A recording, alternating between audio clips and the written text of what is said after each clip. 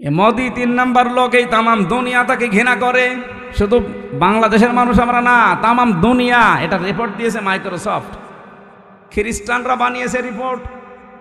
পৃথিবীর 257টা রাষ্ট্র মিলে তারা রিপোর্ট বানিয়েছে পৃথিবীর নিকৃষ্ট মানুষ কারা।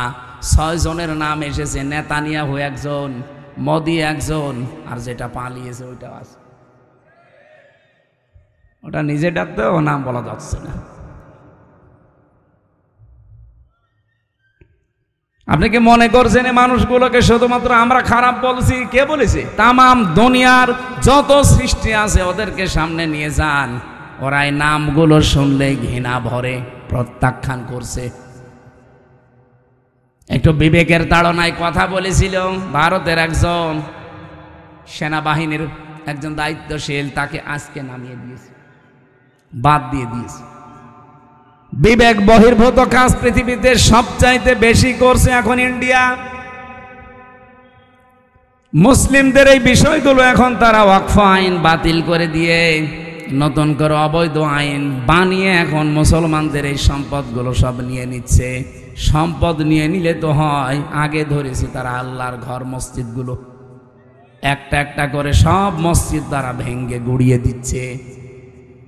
পৃথিবীর মানুষেরা মাটির নিচে আমরা শুনি যে তারা তেল পায়, গ্যাস পায়, সোনা পায়, রূপা পায়, আর এই শয়তানরা শুধু মাটির নিচে মন্দির পায়। তাও যেখানে সেখানে মন্দির পায় না, শুধু মসজিদের নিচে। যে এই মসজিদ ভাঙ্গে বলে এখানে 500 বছর আগে মন্দির ছিল।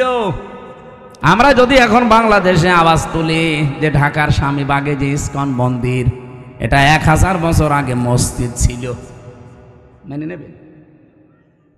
এই জন্য হিন্দু ভাইদেরকে বলবো, আজকে গোবিন্দ পরামানিকের বক্তব্য শুনেছেন, হিন্দু মহাজোটের মহাসচিব তিনি, সভাপতি। এই লোকটা জানাচ্ছে তামাম পৃথিবীর হিন্দুদেরকে আহ্বান জানায়, এই মাতাল মোদিকে আপনারা থামান। কারণ শুধু হিন্দুদের জন্য না, তামাম পৃথিবীর মানবতার জন্য আজ ক্যান্সার হয়ে দাঁড়িয়েছে। ওরে যদি না থামানো যায়, পৃথিবীর সামনে কিন্তু বসবাসের অযোগ্য হয়ে যাবে। অলরেডি দাঙ্গা আরম্ভ করে দিয়েছে ভারতে। আরে ভাই, দাঙ্গা ওখানেই থাকবে না, দেখেন 10 দিন পরে ঢুকলো বলে বাংলাদেশে। কারণ আশপাশের কোনো রাষ্ট্র এখন নিরাপদ না। কোন রাষ্ট্রের সাথে এই কোলাঙ্গারদের সম্পর্ক ভালো নেই। ওদের সম্পর্ক ভালো আছে মালদ্বীপের সাথে। যে কয়েকদিন আগে আমার এই হোসাইন মালদ্বীপ শ্রীলঙ্কা ঘুরে আসলো, সব মালদ্বীপের সাথে ওদের সম্পর্ক ভালো নেই, শ্রীলঙ্কার সাথে ভালো নেই, ভুটানের সাথে ভালো নেই, পাকিস্তানের সাথে তো নেই, আফগানিস্তানের সাথেও ভালো নেই, মায়ানমারের সাথে ভালো নেই। আমাদের সাথে ভালো ছিল, ববু ছিল, ববু নেই, ভালো নেই। ববু চলে যাওয়ার পরে আমরা খুব মুসিবতে আছি। একজন বলছে ঠিক,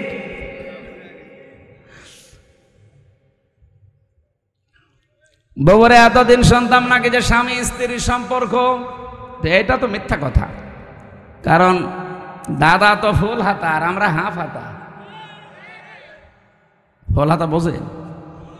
আমি জেলখানা এটা বুঝতাম না। জেলখানায় এক পেয়েছিলাম, জেলার দেবদুলাল।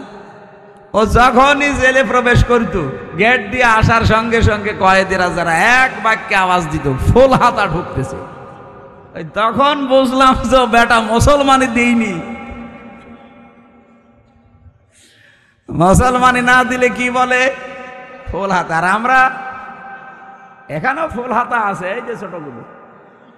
এই না মানে না, ও ফুল হাতা। এই ছোট ছোট গুলো, এগুলো সব ফুল হাতা না, এগুলো হাফ হাতা এখন হয়নি। যাই বলেন, এতদিন পর্যন্ত মিথ্যা কথা ছড়িয়েছেন এই 15 বছর যে আমাদের স্বামী স্ত্রীর সম্পর্ক না, এটা আর বলবেন না, এটা সম্ভব না। কারণ আমাদেরটা যাই হোক, অন্তত হাসি কথা বলছেন এখানে। আর দাদা তো জীবনে যদি এখন মুসলমানি দেওয়া লাগে, এই বুড়ো বয়সে আপনি হাজাম পাবেন কোথায়? এখন বুড়ো হাজাম লাগবে না? আপনি এই বয়সের কোনো ছেলে দিয়ে মুসলমানে দিতে পারবেন? তো লজ্জা পাবে, বলবে বুড়ো হাসাম নিয়ে আসেন। এখন বুড়ো হাসামের হাতে আপনি অস্ত্র দেবেন, ও আগা কাটতে যে গোড়া কেটে বাদ দিয়ে দেবেন। আমি আর নিচে নামলাম না। দাদা জীবনের মতো বিয়ে করার স্বাদ মিটে যাবে। আর দাদা যদি মুসলমানই না দেয়, ও মুসলমান না হয়, ওর সাথে বিয়ে দেওয়া যায় যাচ্ছে। আমরা আহ্বান জানাচ্ছি গোবিন্দ পরামানিক সাহেবের সাথে, তামাম দুনিয়ার সব হিন্দুরা একজোট হয়ে লোকটাকে থামান। অন্তত আমরা সবাই, যেহেতু প্রতিবেশী পাল্টানো যায় না। আমরা চাই সবাই মিলেমিশে অন্তত দুনিয়ার জীবনটা পার করি। কেউ থাকবো না আমরা। আপনি হিন্দু হন, খ্রিস্টান হন, মুসলমান হন, যাই হন, আর 100 বছর পরে এই পৃথিবীর জমিনে কেউ থাকবেন না। সব মাটির নিচে নাই আগুনে পুড়ে শেষ হয়ে যাবেন। পরবর্তীতে নতুন প্রজন্ম এসে এখানে আবার চাষ করবে। এই কথা বলছেন এখানে। সুতরাং আমরা যেই কয়দিনই আছি শান্তি, স্বস্তি, নিরাপত্তা নিয়ে থাকতে চাই। কথা বলেন না কেন? আর আমাদের নিরাপত্তা দেওয়ার একচ্ছত্র মালিকানা মোদি, আমেরিকার। কার? আরো জোরে বলেন কার? এই শিরিকটা বাংলাদেশে আছে, এই জন্য আমি স্মরণ করাচ্ছি। অনেকে এখন বিভিন্ন দিকে ঝুঁকতেছে, কেউ রাশিয়ার দিকে, কেউ আমেরিকার দিকে, কেউ দাদার দিকে তো ঝুঁকেই আছে, কেউ চীনের দিকে। না, পৃথিবীর কেউ নিরাপত্তা দেওয়ার মালিক না, তার নিজেরই নিরাপত্তা নেই। নিরাপত্তা শুধুমাত্র দিতে পারে আমার আল্লাহ। আর আল্লাহ কাদেরকে দেবেন? কোরআনে কারিমে সূরা আনআম 7 নাম্বার পারা 17 নাম্বার পৃষ্ঠার 1ম নাম্বার লাইনের 82 নাম্বার আয়াতে আছে, আল্লাযীনা আমানু ওয়া লাম ইয়ালবিসু ঈমানাহুম বিযুলমিন উলাইকা লাহুমুল আমনু ওয়া হুম মুহতাদুন। বলেন আল্লাহু আকবার। আল্লাহ পাক বলেন, দুনিয়ায় যারা ঈমান আনবে আর ঈমানের সাথে যারা শিরিক, জুলুম, এখানে জুলমুন মানে আর শিরকিন, যারা জুলুম এবং শিরিক তাদের ঈমানের সাথে মিশ্রণ করবে না, উলাইকা লাহুমুল আমনু, এই মানুষগুলোই আল্লাহর কাছে নিরাপত্তার হকদার। ও বাংলার মুসলমানেরা, আমরা তো আর খ্রিস্টান না, আমরা তো এখানে মুশরিক না, আমরা এখানে 92% মুসলমান। অন্যান্য ইবাদত বন্দেগী কম থাকতে পারে, কিন্তু নামের আগে আমার মোহাম্মদ আছে। 92% মুসলমান আমরা। শান্তি, স্বস্তি, নিরাপত্তা আল্লাহ দেবেন। উলাইকা, আল্লাহ বলেন আঙ্গুল দিয়ে মনে হচ্ছে দেখাচ্ছে, ইসমে ইশারা, উলাইকা লাহুমুল আমনু, এই মানুষগুলোই লাহুমুল আমনু, এদেরকে আমি আল্লাহ নিরাপত্তা দেব, এরা নিরাপত্তার হকদার। যদি তারা ঈমান আনার পরে ঈমানের সাথে শিরিক আর জুলুম মিশ্রণ না করে। বাংলাদেশে ঈমানদার যারা দাবি করতাম, তাদের সাথে শিরিক আছে না নেই? জুলুম আছে না নেই? বলেন বলেন। শিরিক কি, জুলুম কি, এই দুইটা যদি আপনি পরিষ্কার হয়ে যান, তাহলে ওই দুইটা থেকে নিজেকে মাহফুজ রাখবেন, হেফাজত করবেন। আল্লাহর কসম, দুনিয়ায় কেউ পাশে না থাক, হেফাজত করার দায়িত্ব নিয়ে নেবে কে? এক কথায় বলছি, শিরিক কি? আল্লাহ যেটা পারে ওইটা অন্য কেউ পারে, এই বিশ্বাস করার নাম শিরিক। এক কথা বলছেন না কেন? আল্লাহ যেটা পারে ওইটা অন্য কেউ, আরো জোরে বলেন। কেউ যদি বিশ্বাস করে থাকেন আপনি শিরিক করছেন, আর শিরিক করলে আপনি আর মানুষ নেই, মুশরিক। আর মুশরিক যারা, তাদের জন্য আল্লাহর শাস্তি হচ্ছে, ইন্নাহু মাইয়ুশরিক বিল্লাহ ফাকাদ হারামাল্লাহু আলাইহিল জান্নাহ ওয়া মাওয়াহুন নার ওয়া মা লিয-যালিমিনা মিন আনসার। সূরা মায়েদা 6 নাম্বার পারা 19 নাম্বার পৃষ্ঠার 12 নাম্বার লাইনে আয়াতটি আছে, কোন মানুষ যদি পৃথিবীতে শিরিক করে, 1 নাম্বার শাস্তি, আল্লাহ তাকে জান্নাত হারাম করে দিয়েছে, আর জাহান্নাম তার জন্য আশ্রয় স্থল। বলেন নাউজুবিল্লাহ। আজকে থেকে সিদ্ধান্ত নিয়ে ফেলেন, আল্লাহ যেটা পারে ওইটা অন্য কেউ দুনিয়ায় পারে। আরো জোরে বলেন, না পারে না। আমি আজকে একটা শিরিক পেয়েছি, যে বাড়িতে ছিলাম উনি ওই বিশ্বাসে বলেছে কিনা আমি জানি না, কিন্তু এই বিশ্বাস যদি থাকে আপনি আজকেই পাল্টাবেন।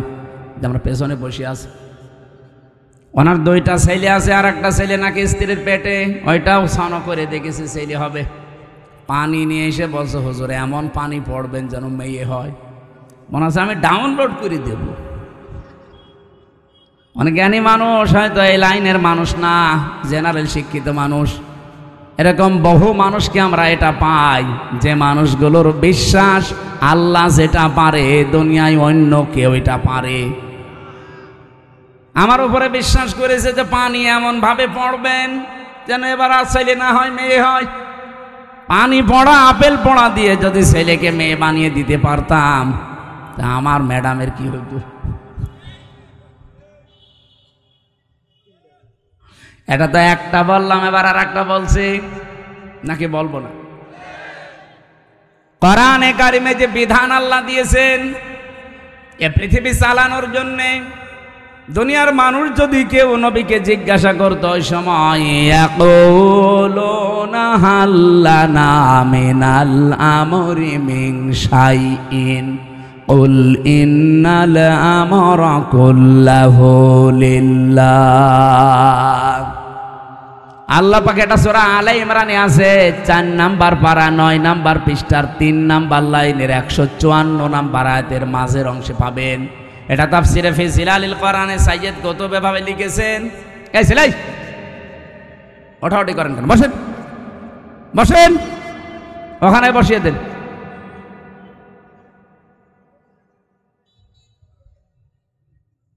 রব্বুল আলামিন বলেন, নবী মানুষ যদি আপনাকে জিজ্ঞাসা করে যে দুনিয়া চালাতে তো আইন কানুন লাগে, এগুলো কি আমরা বানাতে পারি? আল্লাহ সাফ জবাব দিয়েছেন, আপনি বলেন না। কুল ইন্নাল আমরা কুল্লাহু লিল্লাহ। আইন শুধুমাত্র বানাতে পারে কে?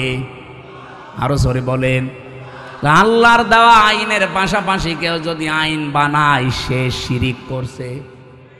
কি কথা বলেন? আপনি 318 পৃষ্ঠার এই বইটা পড়েন, এই যে নারী কমিশন বানিয়েছে, যেটা পুরাটা পড়ে দেখেছি আমি।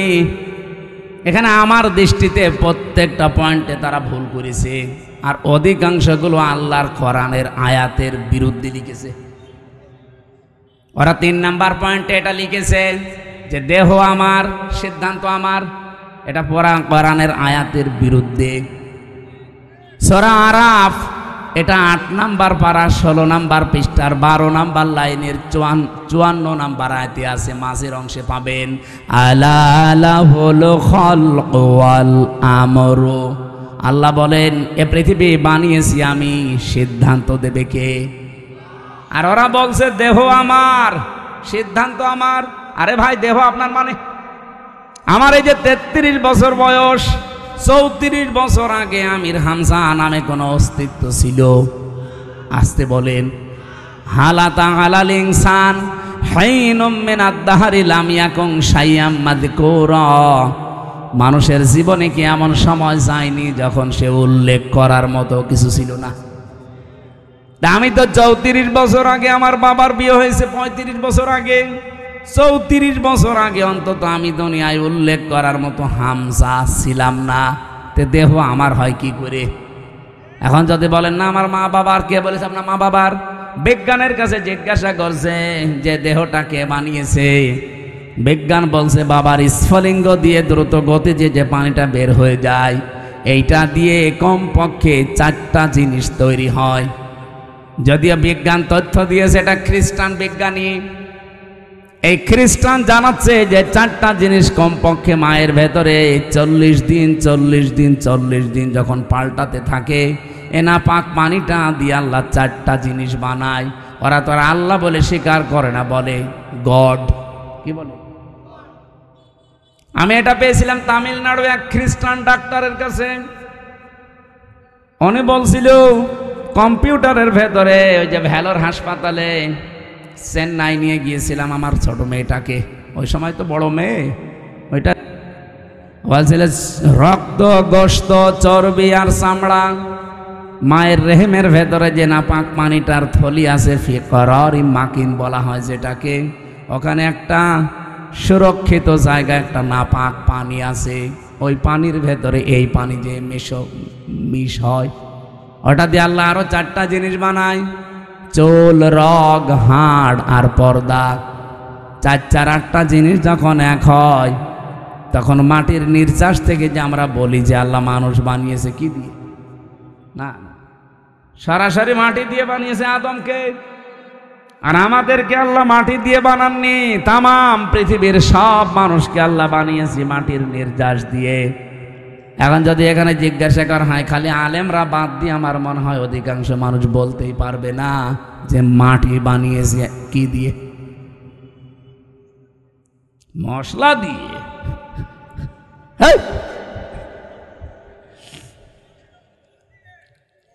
মাটির ভেতরে পাবেন আপনি oxygen, silicon, aluminium, iron, calcium, potassium, sodium, magnesium, nitrogen, hydrogen. ওদিকে 4-4-8টার মাটির উপাদান থেকে যদি 10টা হয়, 8 আর 10 কয়টা হয় বলেন বলেন? আপনি এখানে এইটা না ভিড়িয়ে যদি কম্পিউটার দিতেন অথবা ল্যাপটপ সেট করেন, আমি আপনাকে এখন হাতে কলমে দেখাতে পারবো যে মানুষের 3.5 হাত বডি বানাতে 18টা জিনিসে হবে না, কমপক্ষে 23টা জিনিস লাগবে। সূরা আলে ইমরানের 6 নম্বর আয়াতে এই তথ্যগুলো পাবেন। ওয়াল্লাযী ইউসাউবিরুকুম ফিল আরহামি কাইফা ইয়াশা লা ইলাহা ইল্লা হুয়াল আজিজুল হাকীম। বলেন আল্লাহু আকবার। তিনি সে আল্লাহ যিনি মায়ের রেহেমের ভেতরে তোমাদের আকৃতি তৈরি করেন। আকৃতি তৈরি করতে কমপক্ষে 5টা জিনিস তো লাগবেই। এই তথ্যটা এবার পাবেন সূরা নাহলে 14 নম্বর পারা, 14 নম্বর পৃষ্ঠা, 13 নম্বর লাইনের 78 নম্বর আয়াতের মাঝে আছে। وَجَعَلَ لَكُمُ السَّمْعَ وَالْأَبْصَارَ وَالْأَفْئِدَةَ ইলা আখির আয়াত। আল্লাহ পাক বলেন শ্রবণ শক্তি, দর্শন শক্তি, বাক শক্তি, আকেল শক্তি, ঘ্রাণ শক্তি, এগুলো আমি আল্লাহ আমার রব নামের কারণে দিয়েছি। আমরা ওদিকে 4-4-8 পেয়েছিলাম মার বাবার থেকে, মাটির উপাদান 10, কত হয়? আমার আল্লাহ নিজে রব নামের কারণে আমাদেরকে ভিক্ষা স্বরূপ দিয়েছেন 5টা। 8 5 13, আর ওদিকে 10। এই 23টা যখন পুরাপুরি এক হয় তখন পূর্ণাঙ্গ মানুষ তৈরি হয়। কিন্তু এই 23টার ভেতরে 2টা 1টাও যদি কম হয়, ও জীবনেও পূর্ণাঙ্গ হয়ে আর আসতে পারবে না, তখন অপূর্ণাঙ্গ হয়ে আসবে। আল্লাহ যদি তাদেরকে বাক শক্তি না দিত তাহলে তারা কথা বলতে পারতো না। আজ যারা বলছে দেহ আমার, সিদ্ধান্ত আমার, এই বাক শক্তিটা দিয়েছে তোর মা বাবা কে? বলেন বলেন। যিনি দিল কথা বলার শক্তি, এখন তার বিরুদ্ধেই কথা আরম্ভ হয়েছে। এই জন্য আমিরে জামাত ডক্টর শফিকুর রহমান হাফিজাহুল্লাহ মানে ডাইরেক্ট ঘোষণা দিয়েছে, বাংলাদেশে কমিশন রিপোর্ট দূরের কথা, এই কমিশনই আমরা মানি। এক কথা বলে না কেন? এটা যদি কেউ রাজনীতি মনে করেন, হ্যাঁ এটাই আমাদের রাজনীতি। কোরআন সুন্নাহ বিরোধী কোনো কাজ এই দেশে হওয়ার জন্য আমরা জীবন দেইনি। যারা বসে আছেন আমাদের জীবনের ওপরে বসে আছেন, আপনার ছেলে মেয়ে জীবন দেয়নি। 2732 জন মানুষ যারা মারা গেছে, কয় টাকা দিয়েছেন তাদের পরিবারে গিয়ে? আপনি কয়দিন দেখা করেছেন বলেন? এই মানুষগুলো আপনাকে কোরআনের বিরুদ্ধে আইন তৈরি করার জন্য এই দেশটা উপহার দিয়েছে না? আপনি মুগ্ধকে কবর থেকে তুলে জিজ্ঞাসা করেন, আবু সাইদকে কবর থেকে তুলে জিজ্ঞাসা করেন, রায়হানকে কবর থেকে তুলে জিজ্ঞাসা করেন, ইয়ামিনকে জিজ্ঞাসা করেন, যতগুলো মানুষের আমি 2732 জন মানুষের তালিকা আমার কাছে আছে, বই আকারে আছে। এই মানুষগুলোকে কবর থেকে তুলে জিজ্ঞাসা করেন, কারণ এরা শহীদ। আর শহীদ যারা তারা তো মরে না। এরা প্রত্যেকেই বলবে এই দেশে আমরা বৈষম্য দূর করার জন্য জীবন দিয়েছি। আপনি এত কি হয়ে পড়লেন যে আল্লাহর ভেতরে আপনি বৈষম্য খুঁজে পাচ্ছেন? যে নারী পুরুষের সমান অধিকার দেওয়া লাগবে, এটা বৈষম্য করেছে আল্লাহ। এই জন্য এই আইন আমরা মানি না, আমরা নতুন করে কমিশন তৈরি করে ওনার রিপোর্ট দিয়েছি। বিশেষ করে 4টা বিষয় দেখলাম মারাত্মক। 1 নম্বরে বিয়ের ক্ষেত্রে, 2 নম্বরে তালাকের ক্ষেত্রে, 3 নম্বরে অভিভাবকত্বের ক্ষেত্রে, 4 নম্বরে সম্পদাদি বন্টনের ক্ষেত্রে। এই 4 জায়গায় নাকি আল্লাহ পুরুষকে বেশি দিয়েছে, মেয়েদেরকে কম দিয়েছে। এই জন্য এখানে পক্ষপাতিত্ব হয়েছে, ওনারা এটা মানে না।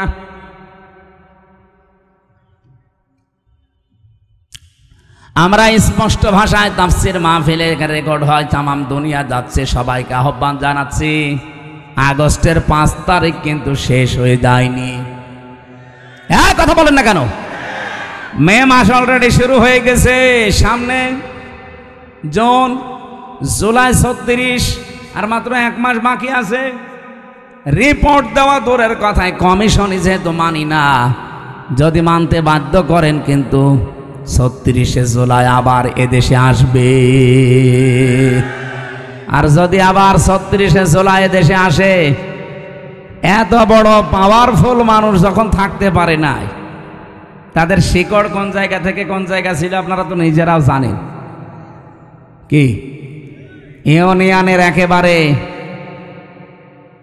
ইউনিয়নের চৌকিদার থেকে শুরু করে সংসদ ভবন পর্যন্ত প্রত্যেক জায়গায় স্তরে স্তরে লোক সেট করা ছিল, তারপরও তারা টিকতে পারে না এই বৈষম্যের কারণে। এখন যদি আল্লাহ রাসূলের বিরুদ্ধে অবস্থান নিয়ে বেশি সফিগিরি দেখাতে চান না, আপনারা টিকতে পারবেন কয়দিন? এদেশে এখন আর দল বেদল নেই, কে আওয়ামী লীগ করে, কে জাতীয় পার্টি করে, কে বিএনপি করে, জামাত ইসলাম করে, ওইটা বাদ। এখন আমরা দেখি আল্লাহর কোরআনে হাত দিয়েছে। কথা বলেন, প্রকাশ্য হাত দিয়েছে, পুরা বইটা আমি শেষ করেছি। এই আশ্চর্য, মানুষ এত সাহস দেখায় কি করে? এখনো পর্যন্ত পিটিয়ে মেরে ফেলেনি তো ভাগ্য ভালো। আপনি কি এটাকে ইন্ডিয়া পেয়েছেন? এখানে নামাজ হয়তো কম পড়তে পারে, রোজা না রাখতে পারে, তা আল্লাহ একজন আছে, রাসূল আমাদের নেতা। এ বিষয়ে আপনি যারে জিজ্ঞাসা করবেন, ওই যে যেটার ফুল হাতা ও বলবে। আবার লজ্জা পাস, আপনার লজ্জা কিসে?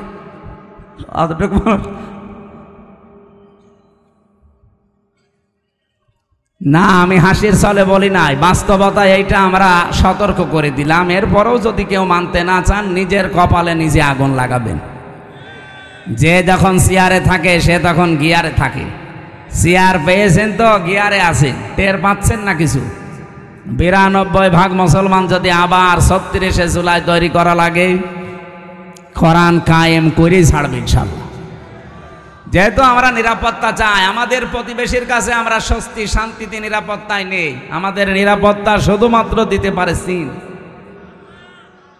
কে বলেন? বলেন। আল্লাহ বলেন নিরাপত্তা দিতে পারি, আগে নিজের ঈমানকে শিরিক মুক্ত করো। এই জন্য বলছিলাম, আমার দেহ সিদ্ধান্ত আমার, এটা শিরিক। কারণ দেহ আমার না, সিদ্ধান্ত আমার না। আলাহুল খালকু ওয়াল আমরু। দেহ কার? পোড়াটাই আল্লাহ বানিয়েছে। আমার মা বাবা শুধু বিছানায় ছিল, তাছাড়া তাদের কোনো দায়িত্ব নেই। বাকিটা যা করার কে করেছে? এই জন্য উনি যেহেতু বানিয়েছে, সিদ্ধান্ত ওনার হবে, আর এইটাই বাস্তবসম্মত। আর আপনি বলবেন দেহ আমার, সিদ্ধান্ত আমার, এটা আপনার বাস্তবতার বাইরে। সুতরাং আগামী থেকে আমরা এ কমিশনই যেহেতু মানি না, ও নিয়ে আর কথা বলতে চাই না। এরপরও যদি কেউ বাধ্য করেন, এদেশের রাজপথ এখনো কিন্তু শেষ হয়ে যায়। আমরা আশা করব দেশকে অস্থিতিশীল করার জন্যে এই কিছু কোলাঙ্গার মহিলার কথা শুনে, যেগুলো কোলাঙ্গার না হলে আল্লাহর কোরআনের বিরুদ্ধে হাত দেয়। আর এরা মহিলা বলে কি এদের? এগুলো সব ডাস্টবিন থেকে এসেছে। এদেরকে মহিলা বলা যায়? চেহারা দেখেছেন এক একটার?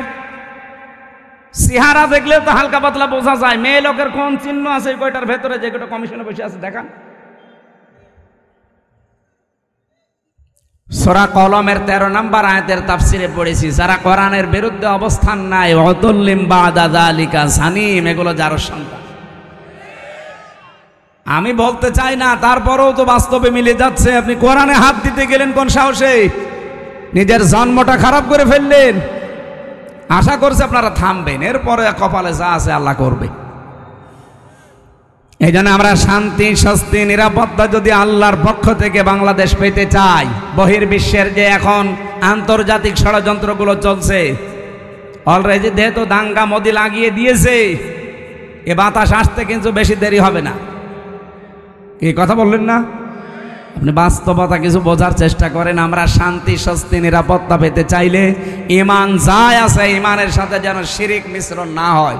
যেহেতু আল্লাহর আইনের সাথে অন্য কোনো আইন মিশ্রণ করা শিরিক, সুতরাং এই দেশে আল্লাহর আইনের বাইরে কোনো আইন আমরা চলতে দিতে পারি না, তাহলে দেশটা নিরাপত্তাহীন হয়ে যাবে।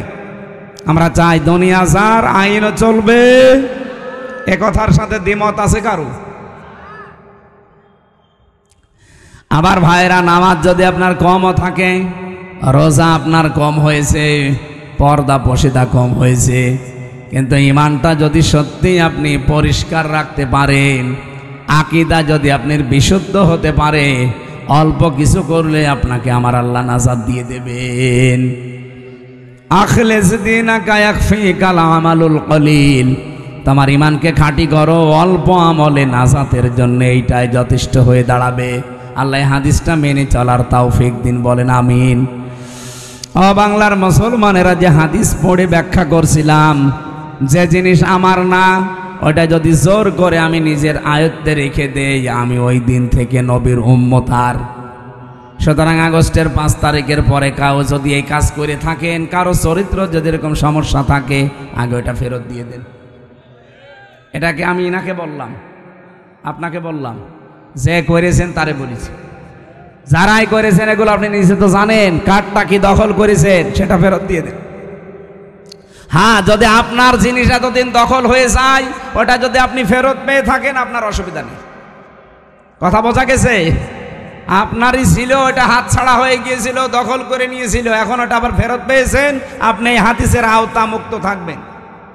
ওয়ালিয়াতাবাওয়া মাকআদাহু মিনান নার, সে যেন জাহান্নামে নিজের একটা স্থান তৈরি করে নিল। বলেন নাউজুবিল্লাহ। আল্লাহ আমাদের হেফাজত করুন। সূরা মুনাফিকের 4 একটা মাত্র আয়াত পড়েছি। আমাদের আজকের আলোচনার বিষয় ভণ্ড বিশ্বাসী। বাংলাদেশে নেই, আছে মানে নবীজি ইন্তেকালের আগে কিন্তু এই কথা জানিয়েছেন যে ভণ্ড বিশ্বাসী, যেটা আরবিতে বলা হয় মুনাফিক, বাংলায় কি বলে? কপটতা, ভণ্ড বিশ্বাসী, লোক দেখানো। এই মানুষগুলো পৃথিবীতে কোনো ইহুদির ভেতরে তৈরি হবে না, খ্রিস্টানের ভেতরে হবে না, মুশরিকদের ভেতরে মুনাফিক তৈরি হবে না।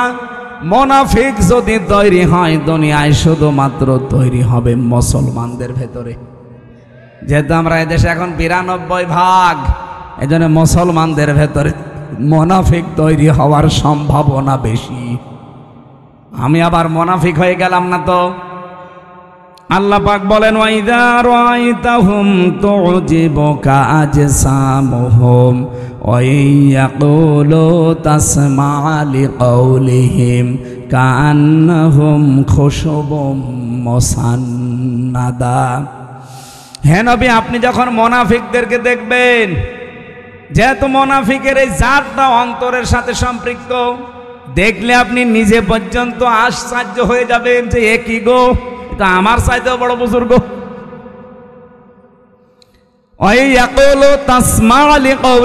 তাদের সাথে যদি আপনি কথা বলেন, যা তাদের কথা যদি আপনি শোনেন, আপনি বিমোহিত হয়ে পড়বেন, আপনি নিজেকে খেয়ে হারিয়ে ফেলবেন যে কি, আমিও তো এত সুন্দর করে ইনিয়ে বিনিয়ে কথা বলতে পারি না। মুনাফিকদের ওপরে ফিটফাট ভেতরে। বলেন বলেন।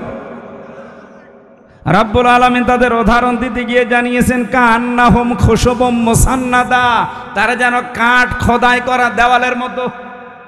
এত সুন্দর একটা উদাহরণ আল্লাহ সেট করেছেন, এটা পড়লে আমার কাছে কোরআনে কারিমের এই যে বালাগাত ফাসাহাত পরিপূর্ণ আমার আল্লাহ কোরআন, এই আয়াতটা তার প্রমাণ। কান্নাহুম খুশুবুম মুসান্নাদা, এর বাংলা অর্থ দাঁড়িয়েছে, মুনাফিকদের দৃশ্য মনে হয় কাঠ খোদাই করা দেওয়ালের মতো। চাকচিক্যময় দেওয়ালগুলো দেখলে আপনি কিন্তু ভুলে যাবেন, খেয়ে হারিয়ে ফেলবেন। আর একটা বাংলায় কথা আছে, ফিদা হয়ে যাবেন। এটা আঞ্চলিক ভাষায় কি বলে? এটা কিছু দেখলে ফিদা হয়ে যায়। আমি আঞ্চলিক ভাষাটা এলাকা জানি না, এই জানে বলতে পারছি না। এটা বাংলায় লেখা পেয়েছি, ফিদা হয়ে যাবেন আপনি। কার্যকারিতা, কারুকার্যতা দেখলে মানুষ নিজেকে হারিয়ে ফেলেছে। কি গো, শিল্প এত সুন্দর হতে পারে?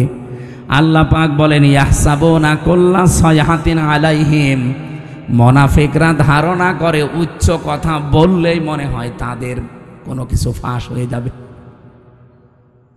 হুমুল আদব্য, তাদেরকে শত্রু হিসাবে চিহ্নিত করে রাখবেন। আমি কোন কয়েকটা বলছি। ফাহজারহুম, তাদের থেকে সতর্ক থাকবেন। ক্বাতালাহুমুল্লাহ, এইটা বিশ্বাস করে রাখবেন যে আল্লাহ নিজে তাদেরকে হত্যা করবে, শাস্তি দেবে, কতল করবে। আন্না ইউফাকুন, কোথায় তারা ফিরে যাচ্ছে? এটা বাংলা অর্থ ছিল। এবারে এই যে তিনটা শব্দের ভেতরে গুরুত্বপূর্ণ শব্দ হচ্ছে ইয়াহসাবুনা, তারা ধারণা করে, মনে করে। কুল্লা সাইহাতিন আলাইহিম, উচ্চ কোনো কথা বললেই মনে হয় তাদের চরিত্র ফাঁস হয়ে যাবে। যেহেতু মুনাফিক এটা নিকৃষ্ট আল্লাহর কাছে, রসুলের কাছে এত নিকৃষ্ট, কোরআনে আল্লাহ উদাহরণ দিতে গিয়ে জানিয়েছেন মুনাফিক জাহান্নামে যাবে কাফেরদেরও নিচে। বলেন তো, আবু জেহেল মুনাফিক না কাফের? ফেরাউন মুনাফিক না কাফের? বলেন বলেন।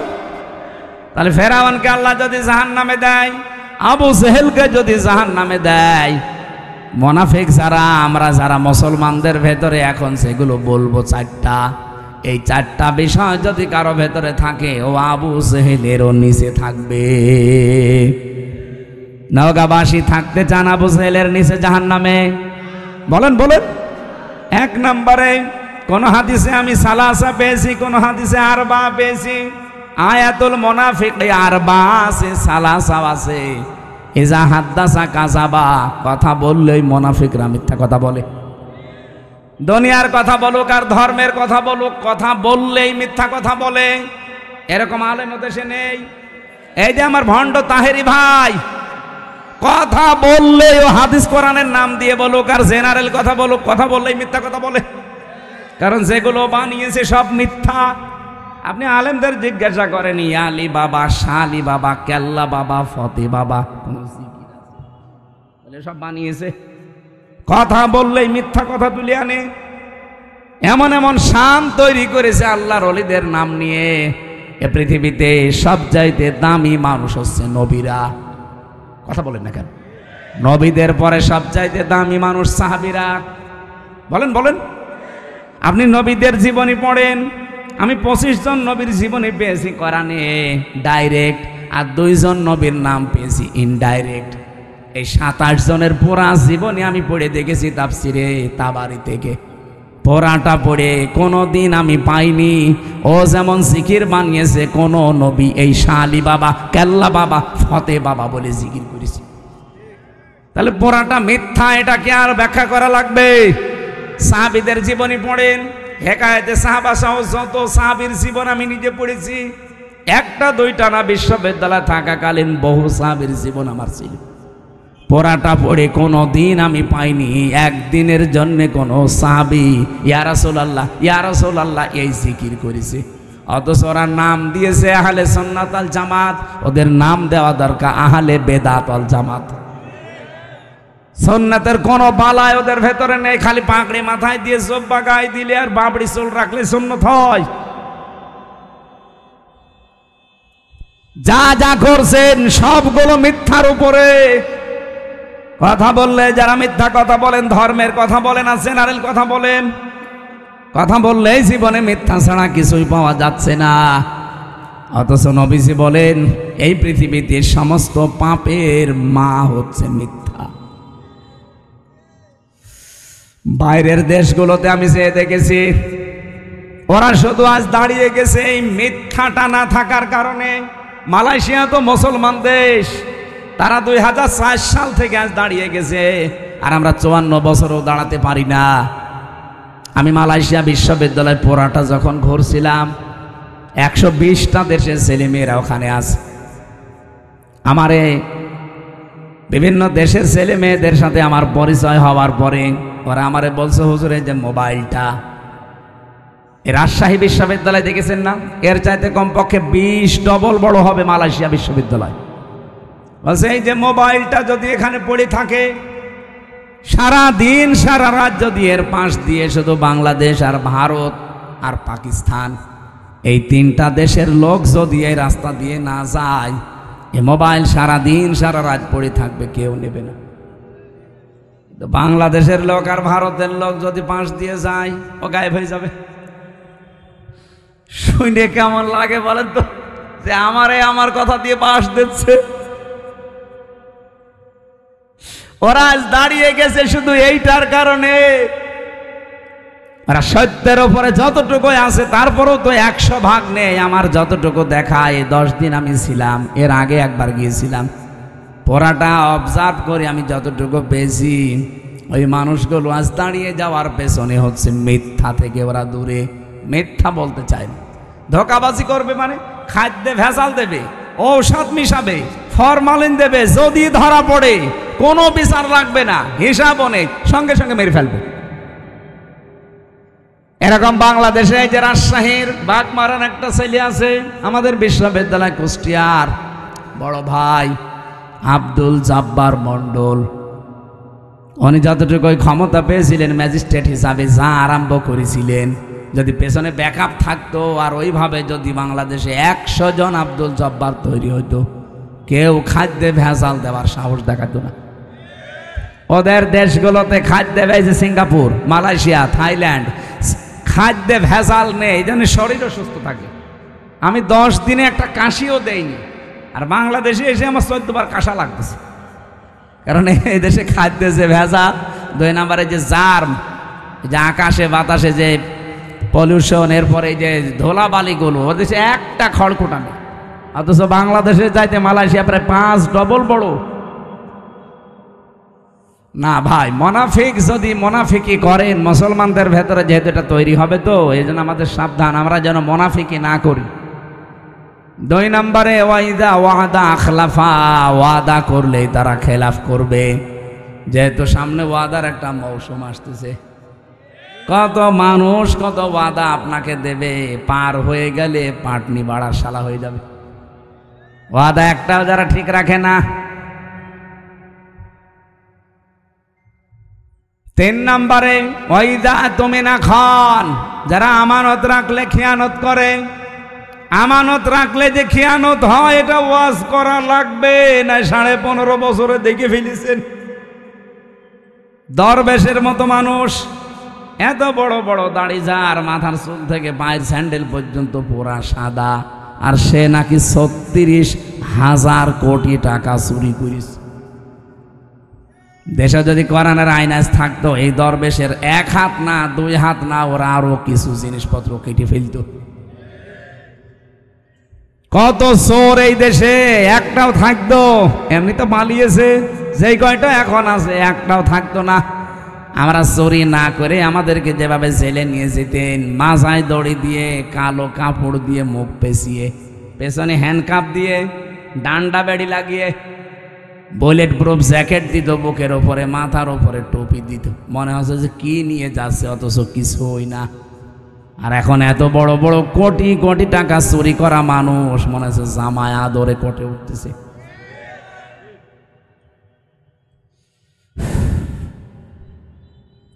এই চোরগুলো যা করেছে,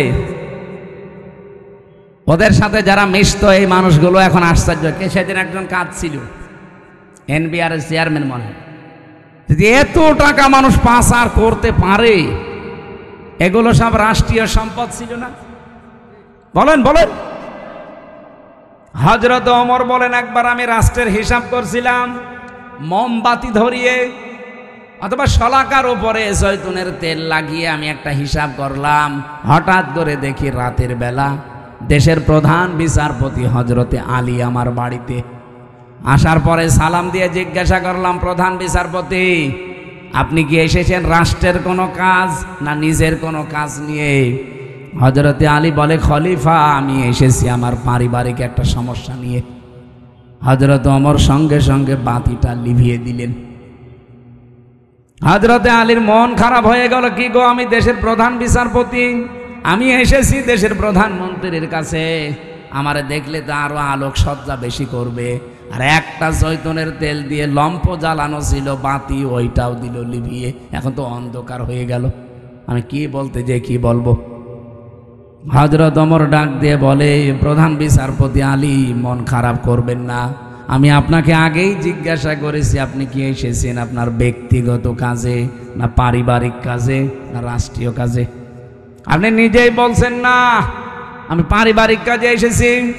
আমি যে হিসাব করছিলাম এটা রাষ্ট্রের তেল পুড়িয়ে রাষ্ট্রের জনগণের হিসাব, তা আপনি আসলেন আপনার পারিবারিক ব্যক্তিগত জীবনের সমস্যা নিয়ে। জনগণের তেল পুড়িয়ে আমি কাজ করি, এ সময় আপনার সাথে কথা বললে জনগণের আমানতের সাথে খেয়ানত হবে। হযরতে আলী বলেন, এই দিন থেকে ওমরের প্রতি রাগ না মহব্বত যা ছিল ভালোবাসা, এগুলো আরো আল্লাহ বৃদ্ধি করে দিয়েছে। দেশের 1628 জন মানুষ যদি এভাবে আমরা তৈরি করতে পারতাম, আজ বাংলার মুসলমানেরা সুযোগ আল্লাহ সব সময় দেয় না, 54 বছর পর একটা সুযোগ অলরেডি দিয়েছে। এবার যদি হাতছাড়া হয়ে আবারও চোর ডাকাত আবার এসে যায়, 100 বছরে এই সুযোগ আর পাবেন না। আমি বলছি না আপনি এই লোকটাকে দেন এই লোকটাকে দেন না, আপনি এমন মানুষকে আপনার রায় আপনার সিদ্ধান্ত আপনার ভোট আপনার আমানতটা দেবেন, যে লোকটা পেলে আল্লাহর কাজ করবে, রাসূলুল্লাহর কাজ করবে, মানবতার কাজ করবে। আর যদি না নিজেই মারিং কাটিং এর উস্তাদ হয়, আপনার নিজের কপালে নিজে কোড়াল লাগাবেন না। সূরা হুদের 98 নাম্বার আয়াতটা বাড়িতে আজকে পড়বেন। يقدم قومه يوم القيامة فأوردهم النار وبئس الورد المورود। আল্লাহ পাক এটা বাংলা অর্থ হচ্ছে, যেই দলের নেতা জাহান্নামে যাবে ওই দলের অনুসারী কর্মী সব তার সাথে জাহান্নামে যাবে। এটা আমি বানালাম। সূরা হুদ 12 নম্বর পারা 12 নম্বর পৃষ্ঠার 1 নম্বর লাইনের 98 নম্বর আয়াত। বাংলাদেশে যত তাফসীর আছে বাংলা ইংরেজি যা পাবেন দেখেন এইটা লেখা আছে। যদি এটা ফেরাউন সম্পর্কে আল্লাহ নাযিল করেছে, কিন্তু কোরআন তো শুধু ফেরাউনের জন্য না, তামাম দুনিয়ার জন্য। যেন যেই দলের নেতা জাহান্নামে যাবে ওই দলের কর্মী অনুসারী যা আছে তার পেছনে সব যাবে জাহান্নামে। আপনি এখন কোথায় যাবেন নিজেই ভাবেন। 4 নাম্বারটা যেটা বলতে চাই, এটা অনেকে আমরা বলতে চাই না, এইটাও আছে 4 নম্বরে হাদিস, যে মুনাফিক তারা যারা কথা বললেই কারো সাথে একটু ঝগড়া হলেই কথার আগেই গালি দেয়। এদেশে তো নেই। সেদিন আমি পাবনায় না কোন জায়গায় যেন যাওয়ার সময় দেখি বরফ বিক্রেতা, ওই যে আইসক্রিম বিক্রি করে, 2 মহিলা মনে হয় ঝগড়ার সময় গালি দিচ্ছিল, মোবাইলে রেকর্ড করিস। এমন গালি একবারে 1 থেকে Z পর্যন্ত পুরা গালি 8-10 মিনিট রেকর্ড করে আবার বরফ বিক্রি করছে ওই মোবাইলের সাথে, কিভাবে মেমোরি কার্ডে সেট করে মাইকে ছেড়ে দিয়েছে। জোরে বাবা, গালি মানুষ এইভাবে দিতে পারে? বুড়ো বুড়ো এরকম মানুষ দেখি, যুবক ছেলে যুবতী মেয়ের সামনে তার মাকে গালি দেয়। এরকম বুড়ো দেশে নেই? আপনি মানুষ। হ্যাঁ, মুরব্বী যারা আছেন এর ভেতরে যত তথ্য দেওয়া আছে, সন্দেহ তো দূরের কথা, সন্দেহের অবকাশও নেই, মিথ্যা তো দূরের কথা। তাহলে বাস্তবে যেটা বললাম কোরআন দিয়ে আপনি এবার নিজের জীবনে মিলাবেন। মাস্ট বি দুনিয়ায় যারা অবৈধ সুখ ভোগ করেন, এই যে পরকীয়া প্রেমে যারা আছে তারা কি সুখ পায় না? সুখ না পেলে 2-3টা ছেলে মেয়ে রেখে চলে যায়। ও মনে হয় গিয়েছে। এত জোরে বলেন কেন? এলাকায় যদি কেউ অবৈধ সুখে থাকেন, এই মুহূর্তে আপনি থেমে যান। আর সুখ আপনি হয়তো কিছু পাচ্ছেন, এক একটা অবৈধ সুখের কারণে কমপক্ষে 70টা দুঃখ সামনে আপনার অপেক্ষা করছে। সুতরাং এই প্রেম ছেড়ে দেওয়া লাগবে, পরকীয়া প্রেম। যারা রাজি আছেন হাত তোলেন তো। এই কার সাথে লাইন আপনার? বিয়ে করেছেন? বিয়ে করলে তো আপনার আর লাইন করার দরকার। আমি এখান থেকে একটা শিক্ষা দিতে চাই, যেহেতু রেকর্ড হচ্ছে, এটা জাতির জন্যে বলবো। এটা আমার অন্যদিকে নিয়েছেন না যে হুজুর যা বলো সব আমার গায়ে লাগে। যেহেতু অবৈধ সুখ ভোগ করলে এক একটার জন্য শাস্তি কয়টা? আরো জোরে। তাহলে এতদিন যারা এগুলো করেছে তাদের এখন শাস্তি আপনি দেখতে পাচ্ছেন। এত কিছু তারা করেছিল, এখন ভোগ করতে পারছে না। কয়েকদিন আগে সিঙ্গাপুরে ছিলাম, মালয়েশিয়া, কয়েকটা দেশ ঘুরছিলাম। দেখি এই দেশ থেকে যারা পালিয়ে গেছে ওরা কিন্তু ওই দেশে সাহেব পাড়া বানিয়েছে, সেকেন্ড হোম ওদের আছে, তো থাকতে পারে না, তালা লাগানো থাকে হচ্ছে হোটেলে। আমি সেই হোটেলে উঠেছিলাম, নিচে নেমে দেখি দুই শয়তান চা খাচ্ছে। কি গো? হুজুর আমরা আগেই পালিয়েছি। আপনি পালাইলেন কেন? আপনার না 620টা বাড়ি। ওই যে চট্টগ্রামের একজন ছিল না, কি মন্ত্রী যেন, ভূমি মন্ত্রী, 620টা বাড়ি আছে শয়তান। একজনের বাড়ি লাগে কয়টা বলেন তো? আমার বাবার একটা বাড়ি, তাই আমি থাকার সময় পাই না। আর শয়তান এই 5 বছরে 620টা বাড়ি বানিয়েছে। আমার মনে হয় এই 9 মাস যদি থাকতো ও আরো 200 বাড়ি বানাইতো। বানিয়ে কি করলে? একটাও তো থাকতে পারেন না। এখন এই যে হোটেলে থাকা লাগে, কয়দিন থাকবেন এভাবে? সাহেব পাড়ায় থাকতে পারেন না, হলে থাকবো ওখানে। বাংলাদেশের 20 লাখ মানুষ এই মালয়েশিয়া আছে, আমার পিটিয়ে ভর্তা বানিয়ে ফেলবে। অবৈধ সুখ যারা ভোগ করেছেন, আল্লাহর কসম, এক একটা অবৈধ সুখের জন্য 70টা করে অশান্তি পাবেন দুনিয়া আখিরাত মিলে। এর বাস্তব প্রমাণ আমার কুষ্টিয়ার হানিফ আর ইনুর বাড়ি। ওই আগস্টের 5 তারিখে বিকাল বেলা তো একটা নাজিল হয়েছিল আযাব, আবার এই ফেব্রুয়ারির 5 তারিখে আযাবুল বুলডোজার নাজিল হয়েছে, পুরাটা মিশিয়ে দিয়েছে। অথচ কি দাপট ছিল দেখেছেন? আগস্টের 5 তারিখের আগ পর্যন্ত দাপট কি গো? ক্ষমতা ভোগ করেছে, কিন্তু ওটা কি বৈধ না অবৈধ? আমরা চাই আপনাদের, আমি হিতাকাঙ্ক্ষী, কে কোন দল করেন এখন আমার সব চিন্তাবাদ, কারণ আমি কোরআনের আলেম। কোরআন যেহেতু সবার, আমিও এখন এক কথা বলেন না কেন? কেউ নিজের দিকে টেনে কথা বলবেন না, আমি সবার জন্য বলছি। যেহেতু অবৈধ সুখ ভোগ করলে কি হয় আমরা এখন হাড়ে হাড়ে টের পাচ্ছি, দেখতেও পাচ্ছি। আগামীতে যারা চেয়ারে বসবেন, এই চেয়ারে কেউ যেন বসে অবৈধ সুখ ভোগ করতে না পারে। আর এর জন্য কেন নিয়ম আছে কিছু, এই জন্যে তো ছাত্ররা জীবন দিয়েছে, চেষ্টা যেন অন্তত নিরপেক্ষভাবে মানুষ চেয়ারে বসতে পারে। আপনি যদি এই কাজগুলো না করে আবার বলেন যে চাই, কি চান? নির্বাচন চাই, দিয়ে দিলাম, কি হবে? দিনের ভোট রাতে হবে। আমি যা বলছি যদি একটা কথা মিথ্যা প্রমাণ করতে পারেন, আমি এখনই বন্ধ করে দেব। সংস্কার না করে যদি আপনি আবার এখনই নির্বাচন আজকেই দিয়ে দিন, নির্বাচন হবে, কিন্তু 24 সালের মতো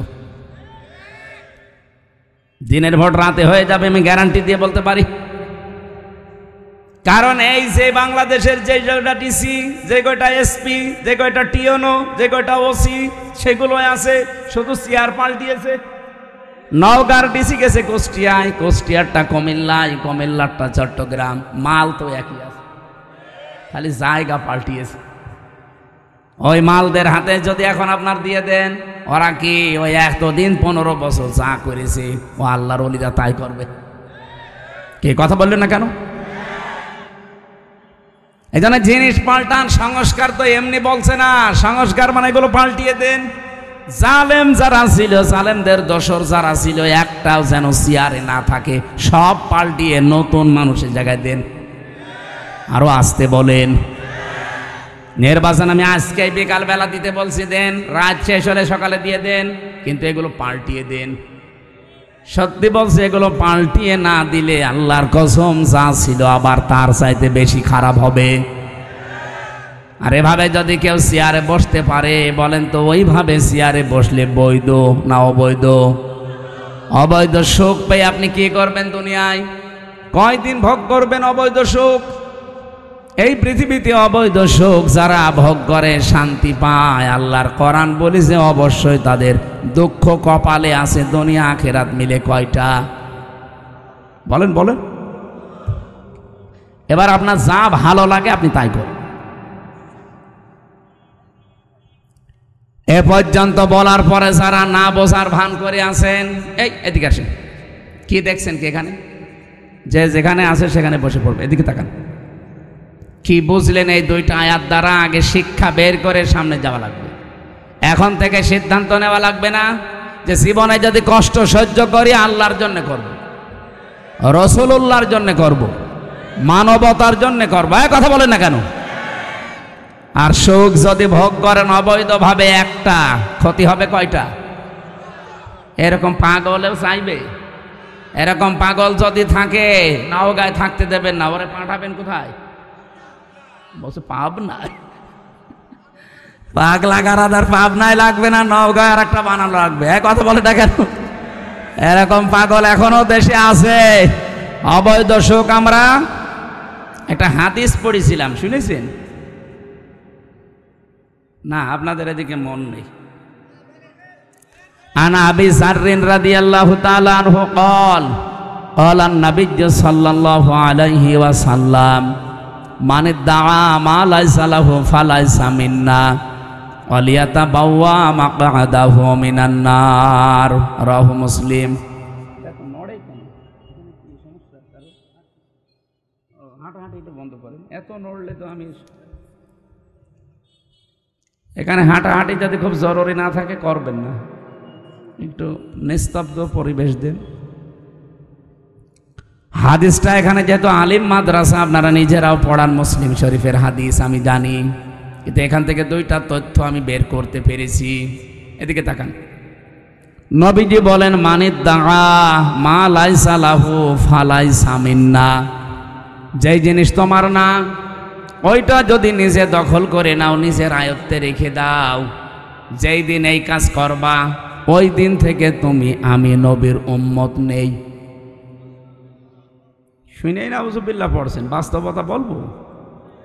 যেই জিনিস আপনার না ওইটা যদি নিজের আয়ত্তে নিয়ে নেন, যেভাবেই হোক, প্রতারণা করে হোক, সিটারি বাটপারি করে হোক, ধোকাবাজি করে হোক, ছিনতাই করে হোক, ডাকাতি করে হোক, চাঁদাবাজি করে হোক, যেভাবেই হোক, যদি নিজে ওইটা নিজের আয়ত্তে নেন, অথচ জিনিসটা আপনার না, যেই দিন এই কাজ করেছেন ওই দিন থেকে আপনি আর নবীর উম্মতের তালিকায় নেই।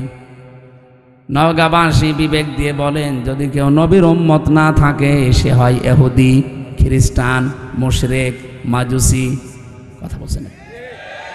৪,৫০০ ধর্মের লোক এখন দুনিয়ায় আছে। আমি বাইরের দেশগুলোতে গিয়ে মিশেছি তাদের সাথে। থাইল্যান্ডে গিয়ে এক জায়গায় যাচ্ছিলাম বাসে চড়ে, জিজ্ঞাসা করলাম যে আপনার নাম কি? নাম বলার পরে মনে হচ্ছে না এই মুসলমানের নাম না। আপনার নবীর নাম কি? বলছে জোসেফ। জোসেফ মানে? হ্যাঁ, মুসা আলাইহিস সালাম, এটা ইহুদি।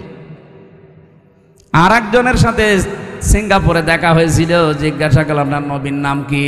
বলছে যিশু। যিশু মানে ঈসা আলাইহিস সালাম। তাহলে ওই নবীর উম্মত দাবি করছে তারা, কেউ ঈসা, কেউ মুসা, কেউ ইব্রাহিম। ওরা ইব্রাহিম নবীর নামও পাল্টিয়ে দেখে আব্রাহাম। বিভিন্ন নাম তারা পাল্টিয়ে দিয়েছে, কিন্তু জিনিস তো আমরা যারে মুসা বলি, যারা ঈসা বলি, যারা ইব্রাহিম বলি। তাহলে ওরা আমাদের নবীর উম্মত কিন্তু দাবি করছে না। জিজ্ঞাসা করলে তো বলে না যে আমার নবীর নাম মুহাম্মাদুর, বলে না, বলে না। কারণ ওরা নবীকে স্বীকার করে না, ওরা স্বীকার করে ওই সমস্ত জায়গাকে। যদিও তারা মুসা নবীর আদর্শের ওপরেও নেই, যদি তারা ইব্রাহিম নবী, ঈসা নবীর আদর্শের ওপরেও নেই। এই পৃথিবীতে এখন ইসরায়েলে যে ইহুদি দাবি করছে, এটা বিশ্ব, এটা বেহায়া, বেলজ্জা, এবং এরা নাফারমান সবচাইতে পৃথিবীতে বড়। কারণ ওরা নবীর নাম বলে কিন্তু নবীর আদর্শ ওদের ভেতরে নেই। ওরা ইহুদিরা মুসা নবীকে বলে আমাদের নবী যোসেফ, কিন্তু কোনোদিন মুসা নবীর আদর্শ ওদের জীবনে আসে। 1940 সালে ওদেরকে থাকতে দিয়েছিল দয়া করে এই ফিলিস্তিনের মানুষগুলো। খালি পায়ে খালি গায়ে সারা দুনিয়া ঘুরছিল, কেউ নেয়নি। দয়া করে মানবিকতার খাতিরে থাকতে দিয়েছিল, আর শয়তানরা এখন তাদেরকে এই দেশ থেকে তাড়িয়ে দিচ্ছে। আল্লাহ ধরে না এবার ধরেছে। ইন্না বাতশা রাব্বিকা লাশাদীদ ইন্নাহু হুয়া ইউবদিউ ওয়া ইউঈদ। আল্লাহ পাক বলেন আমি কিছু বলি না, কাউকে ধরি না, যদি কাউকে একবার ধরি আমি ওরে ছাড়ি না। ইসরায়েলে এখন যে দাবানল চলছে, জেরুজালেমের রাস্তা পর্যন্ত বন্ধ আছে 3 দিন। আপনি টের পাচ্ছেন? এতদিন পর্যন্ত এই জালেমদের অত্যাচারে মুসলমানরা বাড়ি ঘর ছেড়ে দিয়ে পালিয়েছে, আর ওরা এখন আল্লাহর গজবে বাড়ি ঘর ছেড়ে পালাচ্ছে। কত উন্নত প্রযুক্তির মেশিন লাগিয়েছে তারা, পানি দিচ্ছে লেভানোর জন্য আগুন, কিন্তু না যত দেয় তত আরো চলে। কারণ এই আগুন তো আর হামজা লাগায়নি, আগুন লাগিয়েছে কে?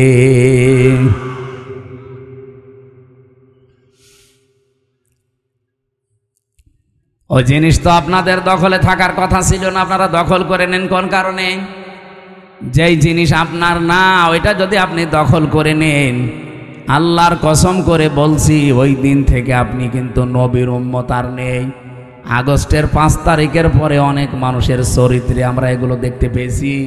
যে জিনিস যার না সেইটা নিজের করে নিয়েছেন। আপনি মনে করছেন কি আপনি নামাজ পড়েন, রোজা রাখেন, আপনি হজ করে এসেছেন, বিশাল পাগড়ি মাথায় দেন, জুব্বা গায়ে দেন, আপনি নবীর উম্মত আছেন? কে বলেছে আপনাকে?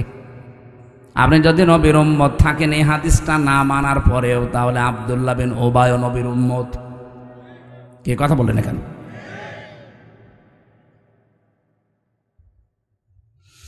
এই যে ভারতে মুসলিম আমাদের বাপ দাদা যারা হাজার হাজার লক্ষ লক্ষ বিঘা জমি জায়গা তারা ওয়াকফ করেছিল মসজিদ, মাদ্রাসা, খানকা, ঈদগাহ, গোরস্থানের জন্যে, অথচ পৃথিবীর এই নিকৃষ্ট মানুষের তালিকায় যে 6 জন মানুষের নাম আছে, তার ভেতরে মোদি আছে 3 নম্বরে। নাহমাদুহু ওয়া নাস্তাঈনুহু ওয়া নাস্তাগফিরুহু ওয়া নু'মিনু বিহি ওয়া নাতাওয়াক্কালু আলাইহি ওয়া নাউযু বিল্লাহি মিন শুরুরি আনফুসিনা ওয়া মিন সাইয়্যাতি আ'মালিনা। من يهدي الله فلا مضل له ومن يضلل فلا هادي له ونشهد أن لا إله إلا الله وحده لا شريك له ونشهد أن سيدنا وحبيبنا ومولانا محمدا عبده ورسوله الذي أرسله بالحق بشيرا ونذيرا وداعيا إلى الله بإذنه وسراجا منيرا. فقد قال الله تعالى في كلامه المجيد وبرهانه التوحيد: أعوذ بالله من الشيطان الرجيم. بسم الله الرحمن الرحيم.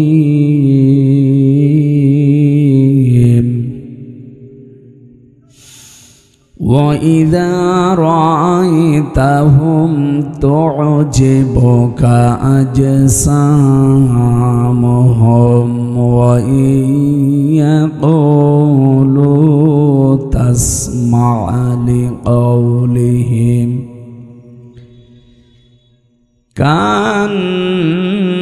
كأنهم خشب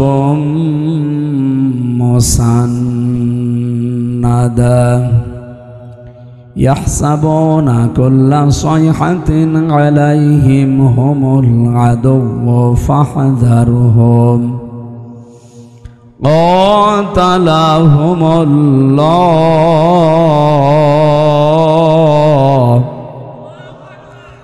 qatalahumullahu fanna yufakun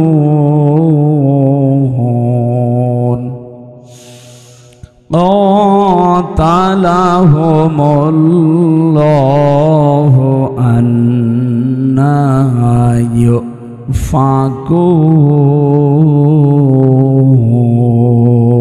yufakun. Sadaqta ya Rabbana. An Abi Zarrin radhiyallahu ta'ala anhu qala sami'tu Rasulullah sallallahu alaihi wasallam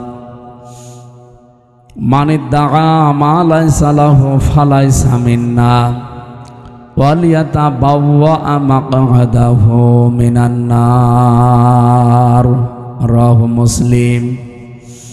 Innallaha wa malaikatahu yusalluna 'alan nabi ya ayyuhalladzina amanu sallu 'alaihi wa sallimu taslima. Allahumma salli ala Muhammad wa alihi wa sahbihi wa barik wa sallim. Allahumma salli ala Muhammad wa alihi wa sahbihi wa barik wa sallim.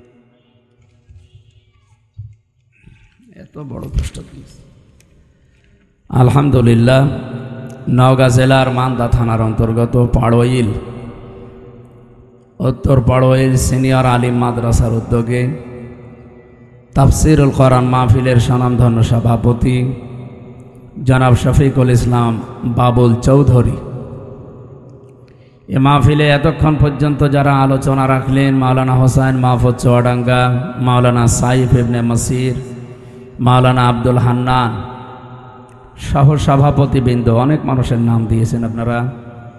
প্রধান অতিথি হিসাবে থাকার কথা ছিল বাংলাদেশ জামাতে ইসলামী নওগাঁ জেলা শাখার সম্মানিত আমির খন্দকার মোহাম্মদ আব্দুর রাকিব, ব্যস্ততার কারণে আসতে পারেন নাই। বিশেষ অতিথিবৃন্দ, বিশেষ করে জনাব মোহাম্মদ এম এ মতিন, জনাব ডাক্তার ইকরামুল বারী টিপু, অধ্যাপক মোহাম্মদ আব্দুর রশিদ, সম্মানিত ব্যক্তিবর্গ, সামনে বসা মুসলমান ভাইরা, পর্দার আড়ালে সম্মানিত মা এবং বোনেরা, প্রাণপ্রিয় নওগাঁবাসী, একটু রিভাব দিন। আর এখানে দাঁড়িয়ে কি এই জায়গায় বসে থাকা যায় না?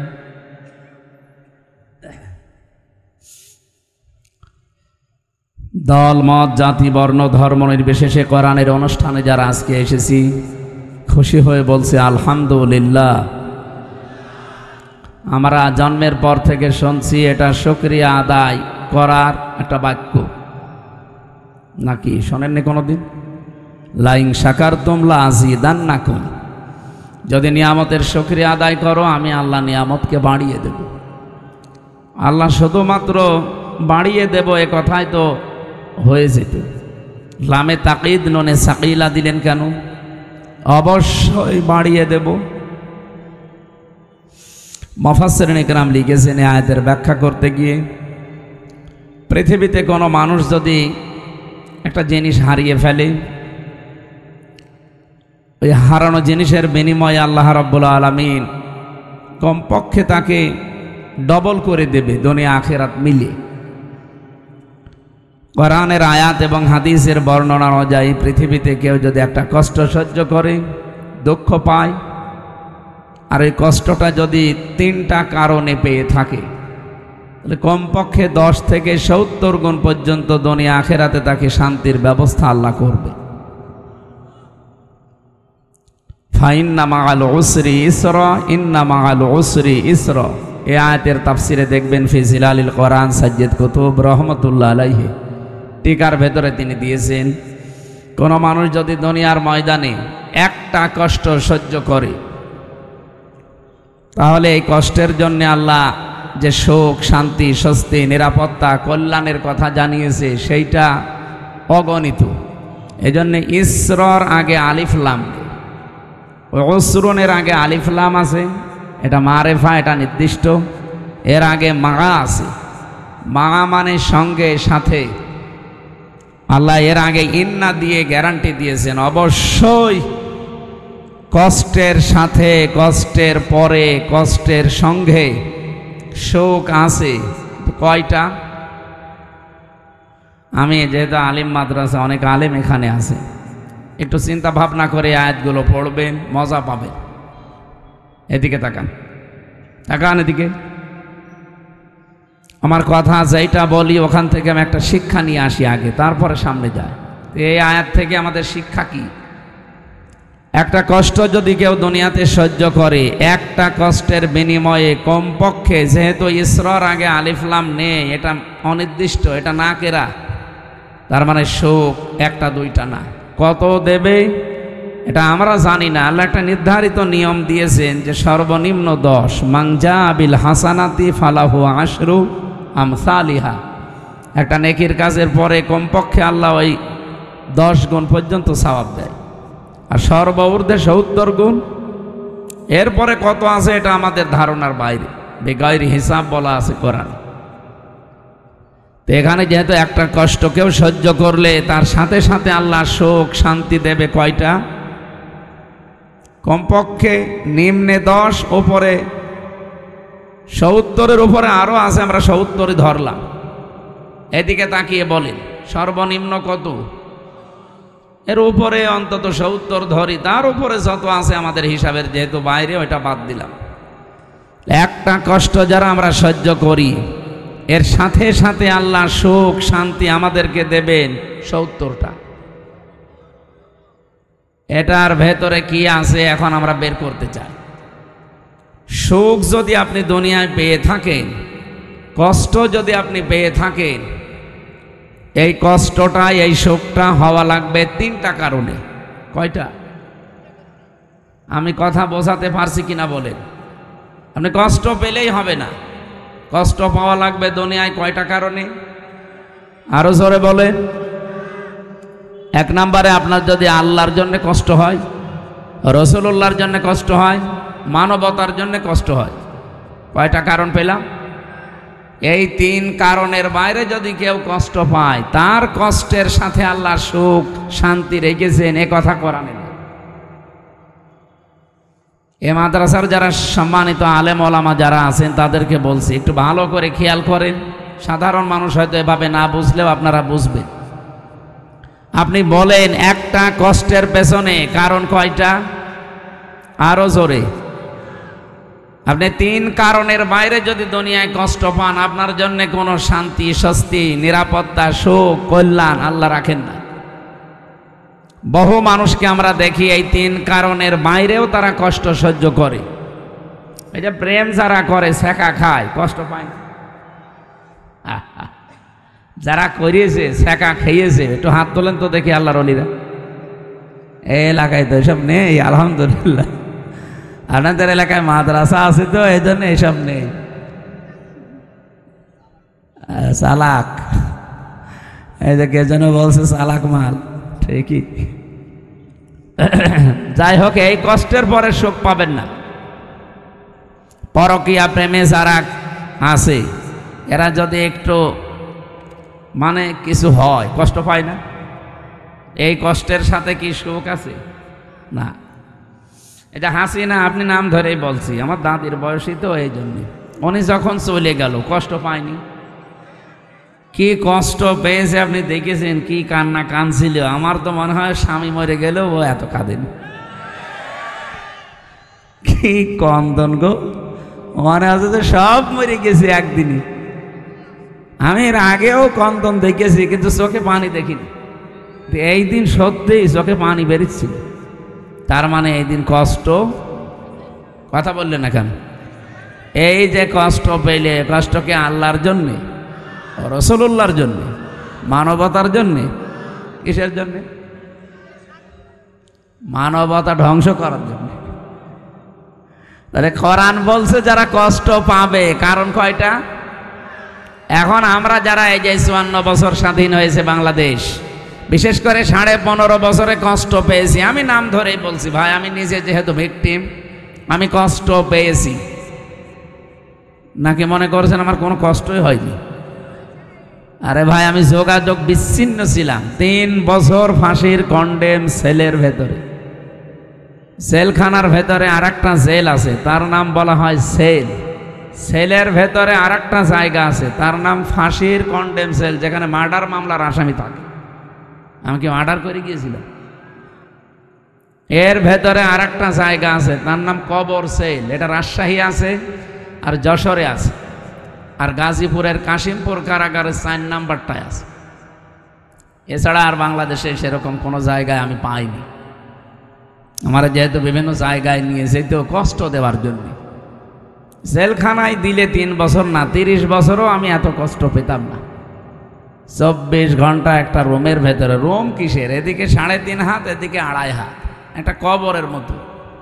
এর সামনে আবার টয়লেট দেওয়া, ওর ভেতরে খাওয়া, ওর ভেতরে গোসল, ওর ভেতরে ঘুমানো, ওর ভেতরে পড়াশোনা। এই তারপরেও যদি একটু ১০-১৫ দিন পরে বাড়িতে একটু কথা বলতে দিত যে কেউ বেঁচে আছে না মরে গেছে, না। ৩ বছর দেখা সাক্ষাৎ নেই, কথা তো নেই।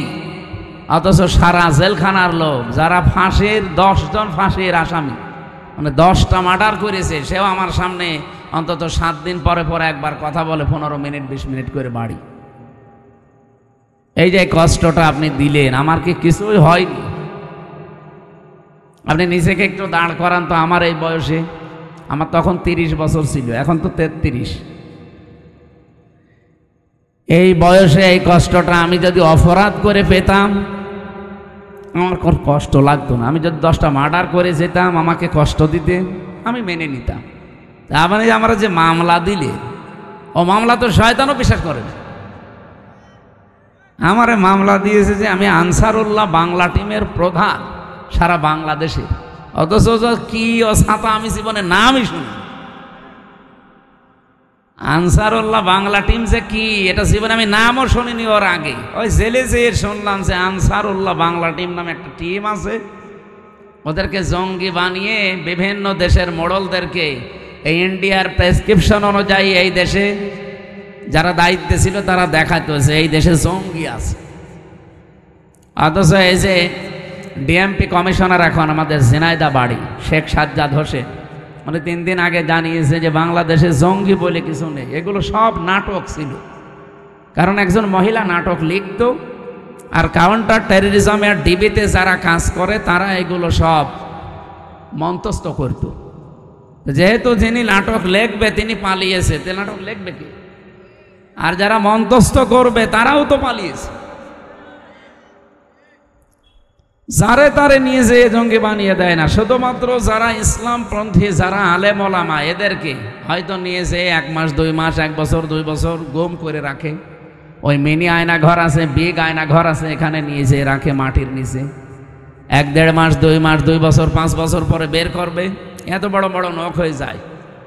আমি নিজেও তো 10 দিন ছিলাম, প্রথমে দেখেছি ওই যে দেওয়ালে লিখে রাখে, এই বড় বড় নখ দিয়ে লিখে রাখে যে ভাই কেউ যদি বাইরে যেতে পারেন এই নাম্বারটাই অন্তত জানাবেন যে আমি বেশি আছি।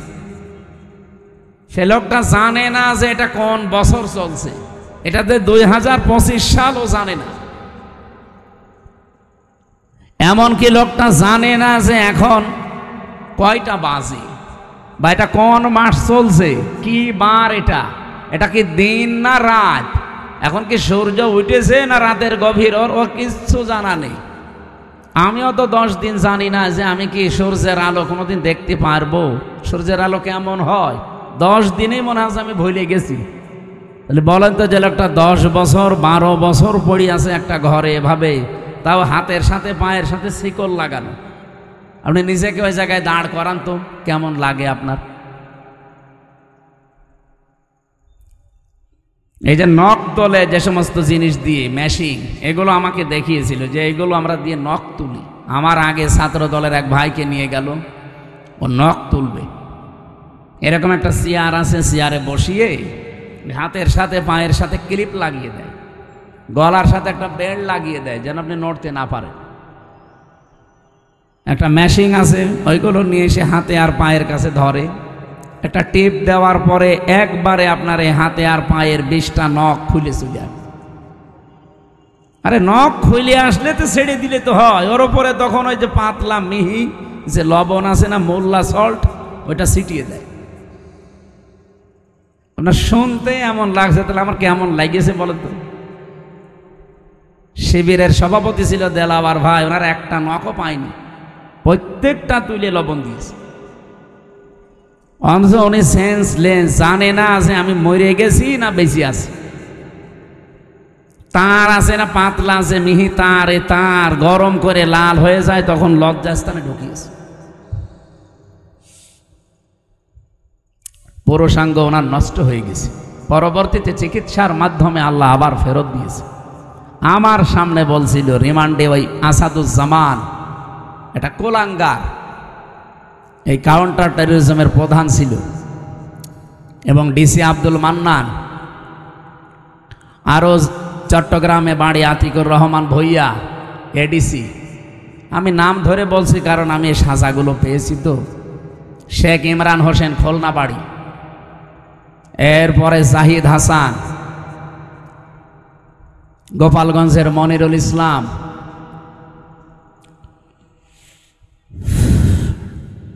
ওই সময় ডিসি ছিল নজরুল ইসলাম মোল্লা, ডিবির এডিসি ছিল মশিউর রহমান।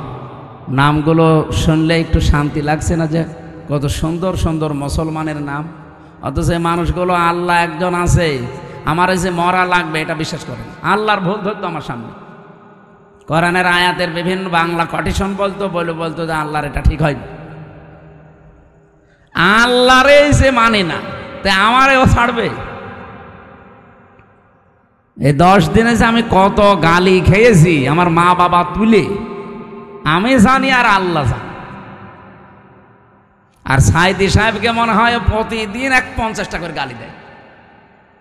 মামলা আমারে দিয়েছেন, আমার যদি দোষ থাকে আপনি খোঁজ করে বের করেন, আমারে কিছু বলেন, সাইদি সাহেবের গালি দেন কেন? এই মানুষগুলো একটা শুধুমাত্র এভাবে বসিয়ে রাখবে, একটা সুইচে টিপ মারলে 1 মিনিটে আপনি 120 বার ধরবেন। আপনার মাথার মগজ উলট পালট হয়ে যাওয়ার কথা না? ওই বাইরে যখন নিয়ে এসে আমার পাশের রুমে দিল, কি চিৎকার করে কান্না! এটা কঠিন ভয়ঙ্কর একটু বর্ণনা বললাম, এটা কিন্তু আমি ফেস করে এসেছি। এজন্য এখন আমার বুকে ব্যথা, মাজায় ব্যথা, পিঠে ব্যথা, ডায়াবেটিস, এগুলো একটা রোগও আমার ছিল না, সব এই জেলখানায় 3 বছরে হয়েছে। কারণ ভেতরে তো কোনো চিকিৎসা নেই। একজন ডাক্তার আছে 10,000 মানুষের জন্য, একটা ডাক্তার, মহিলা ডাক্তার, তাও সব রোগের কথা তার কাছে বলাও যায় না। আর যে রোগের কথাই বলি ছাতা একই ওষুধ দেয়। যদি বলি ম্যাডাম আমার হাতে ব্যথা, ওই একই বলি, মাথা ব্যথা একই বলি, কেউ যদি বলে আমার ননু ব্যথা, ওই একই। মানে আমার সামনে একজন যে বলছে যে আমার এই জিনিসের ব্যথা, ওই একই বলি। মহিলা করবে কি? কারণ এই কথা কি ওনার সামনে বলা যায়? একজন পুরুষ মানুষ যেখানে 25-30 বছর বয়স আমার, আমি এই জিনিস দেখাতে পারবো তার কাছে?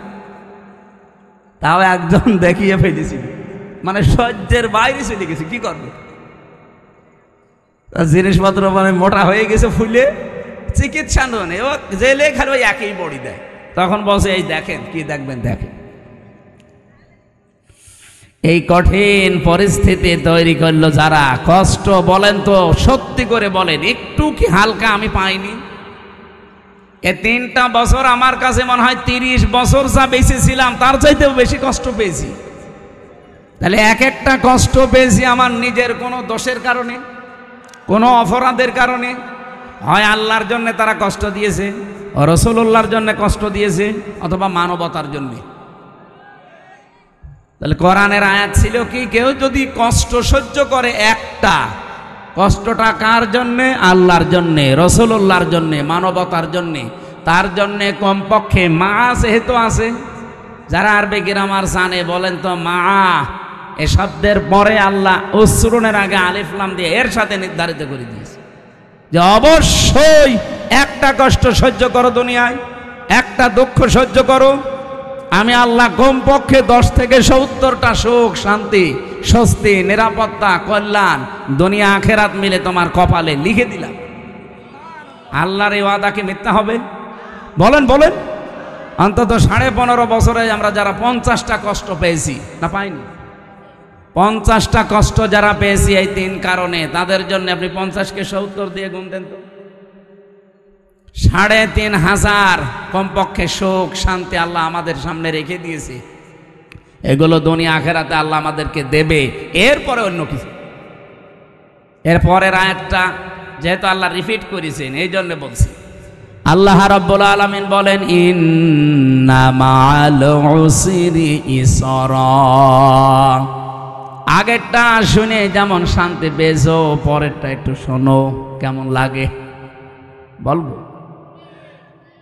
পরেরটা আল্লাহ জানাতে চেয়েছেন দুনিয়া থেকে যদি একটা সুখ ভোগ করে, একটা সুখ যদি কেউ শান্তি ভোগ করে দুনিয়ায়, আর ওই সুখ যদি অবৈধ সুখ হয়, আবার তাকান এদিকে, আপনি সুখ ভোগ করলে অশান্তি পাবেন দুনিয়ায়, বিষয়টা এমন না।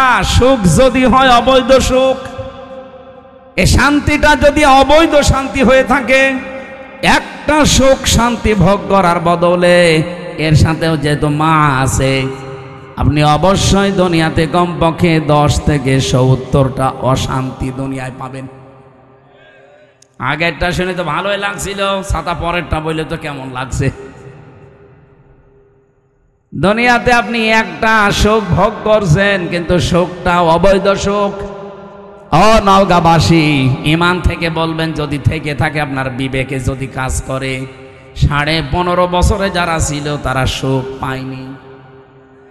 এক কথা বলছেন এখানে, এ সুখটা কি বৈধ সুখ না অবৈধ? আপনি সুখ ভোগ করবেন করেন, কিন্তু বৈধভাবে করেন। এ 15.5 বছরে 3 বার যারা ভোট করে নাম দিয়ে আপনি গেলেন ক্ষমতায়, সুখ পেলেন। আপনি তো ভোট করে যাননি, কারণ আমি নিজে ভিকটিম।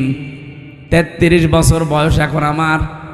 18 বছর থেকে যদি ভোট দিতে আরম্ভ করতাম, আমি 3 বার ভোট দিতে পারতাম, একবারও পারি নাই।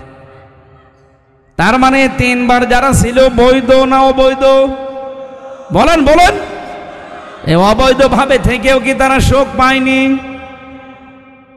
আপনি কি এত আসতে বলেন কেন?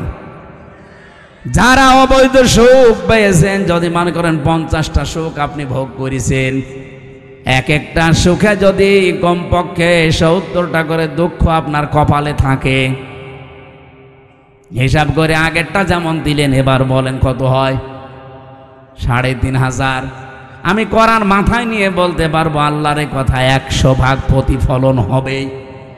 আপনি বিশ্বাস না করতে পারেন, আমি 100 ভাগ বিশ্বাস করি, কারণ এর ভেতরে কোনো সন্দেহ নেই, সন্দেহর লেশ মাত্র। দালিকাল কিতাবুল লা রাইবা ফীহি। আল্লাহ দেন কারা? হাত তোলেন তো। এই এলাকায় মানে এই ওয়াজ করা ঠিক হচ্ছে না, কারণ আল্লাহর ওলি বসে আছে। না, গালি দেবেন। সম্মানিত মা বোন যারা এসেছেন, সম্মানিত মা বোনদেরকে বলছি, এদিকে তাকান। আপনি শুধু মনে করেন যে আমি নামাজ পড়ে রোজা রেখে কালো বোরকা পরে জান্নাতে চলে যাব, না। স্বামী যাদের আছে জায়েজ কথাগুলো মেনে তাদের খুশি রাখবেন, না জায়েজ কথা মানার দরকার নেই। হযরতে খাদিজা জীবনে 1 ওয়াক্ত নামাজ পড়েননি, একটা রোজা রাখেননি, জীবনে একদিনের জন্য পর্দায় ছিলেন না, কারণ এই বিধানগুলো নাজিল হয়েছিল সব তার ইন্তেকালের পরে। অথচ আল্লাহ তাকে নিজে সালাম দিয়েছে, তাকে এই পৃথিবীতে জান্নাতে ঘর বানিয়ে সুসংবাদ পাঠিয়েছে। একটাই মাত্র কারণ, জীবনে কোনো দিন তিনি একটা দিনের জন্য স্বামীর মনে দুঃখ দেন।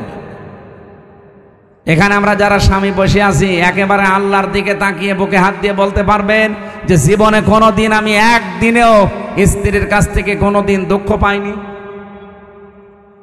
দেখেন, একটা স্বামী হাত তুলতে পারল না। স্টেজে এত বড় বড় হুজুর বসে আছে,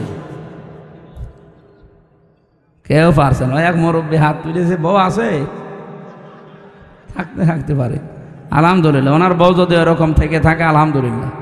মা বোন যারা এসেছেন, আপনি চিন্তা করে বলেন, এখানে হাজার হাজার স্বামী, একটাও আমরা হাত তুলতে পারলাম না। আমিও পারি না, কি করে তুলবো? মিথ্যে কথা বলবো কি করে? পারবো না। এই জন্যে আপনাদেরকে আমি সতর্ক করছি, আপনার আদর্শ যেন খাদিজাতুল কুবরার মতো হয়। আমরা আর টানতে পারছি না, আমার গলা বসে যাচ্ছে। এই আয়াত আবার সামনে আসলে আমরা আবার কথা বলবো। আমার লিখিত জেলখানার একটা বই ছিল মেয়েদের ওপরে, দাম্পত্য জীবনে যে সমস্ত কলহগুলো, সমস্যার সমাধান করার জন্য আমি বই লিখেছিলাম, দেখে দেখে একেবারে বাস্তব। গাড়ি কোথায়? এই যে এটা গাড়ি না, এই গাড়ি থেকে মেয়েদের জন্য নিয়েছেন, কাজে লাগবে। আল্লাহুম্মা আমিন।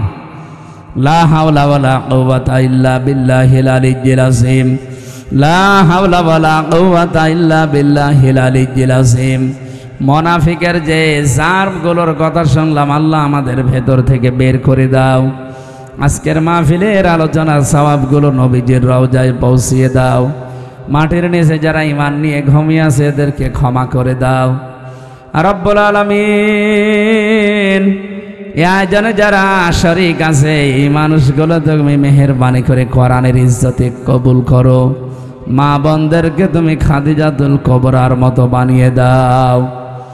আগামীতে এই অনুষ্ঠানটা কোরআনের জন্য আরো বড় করে কবুল করে নাও। পাড়োইল আলিম মাদ্রাসা আল্লাহ কিয়ামত পর্যন্ত দিনের মার্কাজ হিসাবে কবুল করে নাও। কয়েকদিন পরে আমার একটা অনুষ্ঠান আছে, এই ভারসই, ওখানে কোরআনের কথাগুলো সঠিকভাবে তোমার বান্দা বান্দীদের সামনে বলার তৌফিক আমাকে দিও। এলাকায় মাটির নিচে কত মানুষ ঘুমিয়ে আছে, কোরআনের ইজ্জতে এদের মাফ করে দাও। মাহফিলের সভাপতি আমার বাবুল চৌধুরী ভাইকে মাফ করো। প্রধান অতিথি জনাব আব্দুর রাকিব ভাইকে মাফ করো। বিশেষ অতিথি যত মানুষ আমরা এসেছি, জীবনের গুনাহগুলো মাফ করে নেকি বানিয়ে দাও। বারাকাল্লাহু লানা ওয়া লাকুম ফিল কোরআনিল আযীম। আলহামদুলিল্লাহি রাব্বিল আলামিন। আসসালামু আলাইকুম।